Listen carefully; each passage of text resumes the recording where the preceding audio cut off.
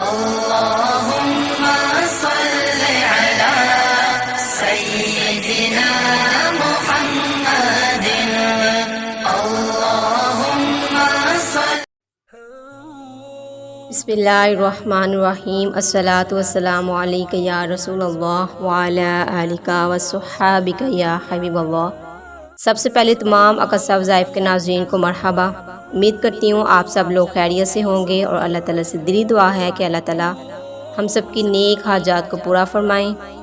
جو لوگ بے روزگار ہیں، بے اولاد ہیں، کاروباری مسئلے میں مبتلا ہیں، اللہ تعالیٰ اپنے غیبی خزانوں سے سب کی تمام مشکلات اور پریشانیوں کو حل فرمائیں. آج اس وظیفے کو جو بندہ جس نیت سے کرے گا، اللہ تعالیٰ اس کی تمام نیک حاجات کو پورا فرمائے. عمل کی طرف جانے سے پہلے حدیث پاک کا مفہوم بھی سن لیتے ہیں.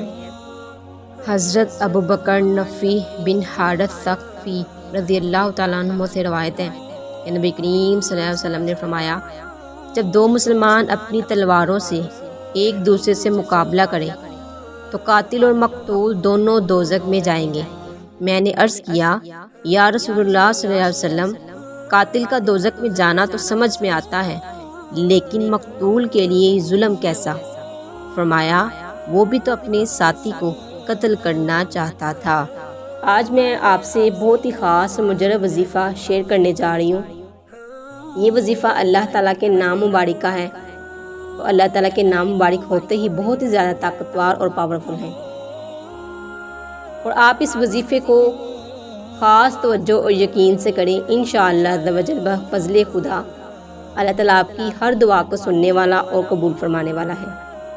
آج کا وظیفہ ان لوگوں کے لیے بھی کہ جس پریشان حال میں بھی اللہ کے پاک نام کا یہ وظیفہ کیا، وظیفہ کرتے ہی اس کی ہر مراد پوری ہو جائے گی، اس کی تمام پریشانیاں دور ہو جائیں گی، اور اس کی تمام کام بن جائیں گے. تو دوستو، سب سے پہلے ہم بتاتے ہیں آپ کو وظیفہ، اس کے بعد ہم آپ کو بتائیں گے اس کا طریقہ کار.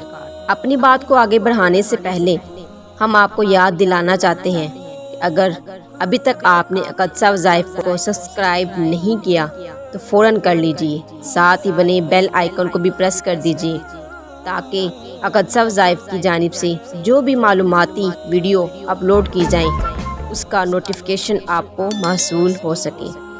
تو چلتے ہیں اپنے وظیفے کی طرف. ہم آپ کو بتاتے ہیں وہ اسم مبارک.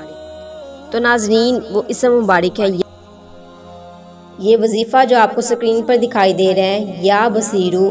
اب آپ کو بتاتے ہیں اس عمل کا طریقہ کار. طریقہ کار آپ نے غور سے سننا ہے اور مکمل سننا ہے.